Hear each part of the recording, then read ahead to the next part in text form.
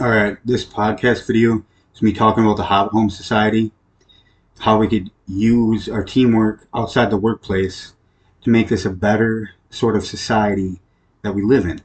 Like, because if we have another society, what it can do to help us is get out of all these problems that the world keeps on getting worse. Now, if we set standards for ourselves, it won't get that bad anymore.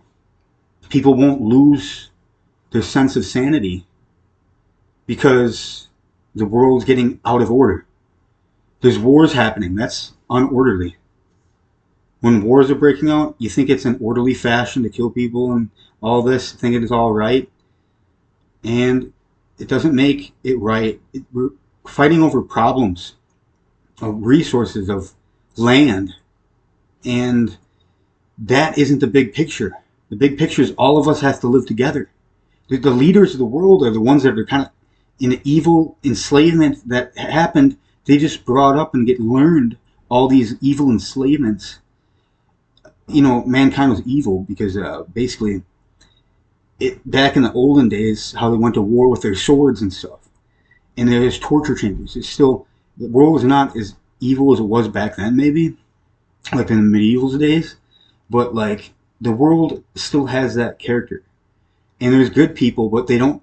The real good people that could probably change the world don't get the views, don't get the attention because this isn't a world that we live in. Is mostly they're buying into the system. That sort of state of consciousness. But other dimensions, they buy in towards the light more. If everything became more light on the planet, and they bought into this new society, what it would be for the next generation to have all the time in the world to do what they want. Cost of living would be free. You work 3 days every month, and for a food source, and we get back, and then we get time to do what we want, and to reach our resources and goals together as a society to accomplish our goals. Now, this should all be possible, and this is in my mind that I know this is possible. But what I'm trying to say is that all this is a correlation to the bigger piece of the puzzle. And what we got to do is get our hands, put our hands to use and come together. And just like how we make things with our hands, technologies that create other things, that make other things with technologies, like machines, we know so much. Like this Hobbit Home Society is actually pretty simple. And it's a way to solve many problems. You have higher technology in the Hobbit Home Society. It's not going to be limited. So we're still going to be able to recycle certain factors of what's renewable, you know what I mean? But then the sense of like no plastics though. Plastics is renewable, but it has such a problem that, in this society that we realize that if we just eliminate plastic from the society, we wouldn't have to deal with it anymore. Things would be meant to last. And the population can still be this big, but when people have more disciplines and morals to themselves, we wouldn't populate the planet as much, as fast. And I don't think World War III has to happen. But recently I heard something about Iran bombed Israel, is what I think I heard. Because I'm not too sure about what exactly is politically correct to talk about when it comes to war.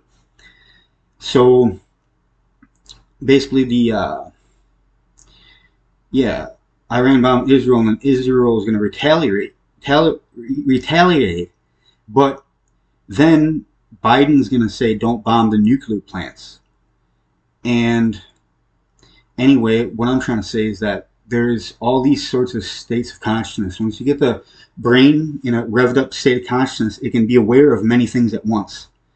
Okay, superpowers are real. I read my dad's mind before, way back in the day. He pulled over the vehicle and says, "How in the beep did you know what I'm talking about?" Or, you know what I mean? When I said, "Hey, Dad, did you say the sooner I die, the sooner I just cut out?" And he did. He was thinking that because he pulled over the vehicle and said, "How the beep did you know that?" You know what I mean? So what I'm trying to set an example for is that the dream realm, these higher dimensions where you can fly and all that, it is all possible. But when there's a lower state of consciousness trying to keep the world from knowing the magic that's real, because certain people get to a certain levels. I mean, look at the rapper Dax. How fast he can rap. You know what I mean? Is really, really fast. And that's on a superhuman level. Abilities are real.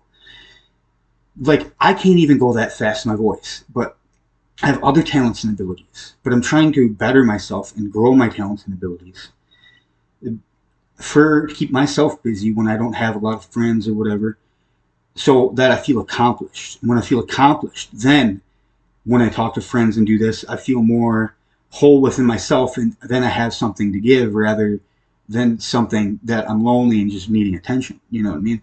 And that's the difference. Like, and this is basically about the Hobbit Home Society.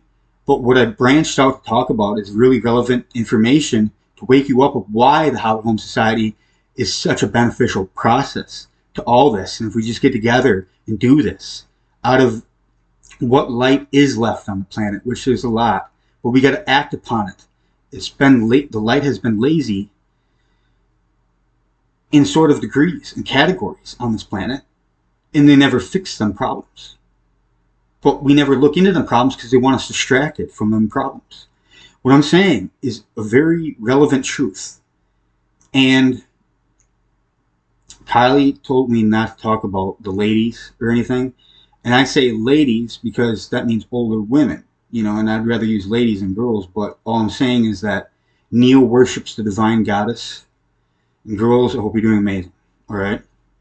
This is at the end of my video. I always say that. I'm not trying to get in trouble for this video. Because they want it for my own safety to not make these videos talking about that. That's why I'm keeping it to informational podcasts about the Hobbit Home Society, the Universe podcast, and songs. In songs, I maybe could talk about love in songs because it's not a direct conversation that I'm having. And that way I can kind of express that out because I don't want anybody mad at me, but at the same time, I want to express how I feel that once I say do get a girlfriend that's of age, you know, I could, you know, do good, you know what I mean? Like, be happy because I'm a 28-year-old virgin. Of course, I need that companionship in my life, and that's why I'm so overzealous about my love, is because I have a lot of love to give because I haven't been able to give it, you know what I mean? Otherwise, it'd be balanced. I'd be balanced. I wouldn't be over obsessed about it. I'd have a healthy relationship with a girl and everything would be all right. But anyway, have a really good day, everybody. All right, bye.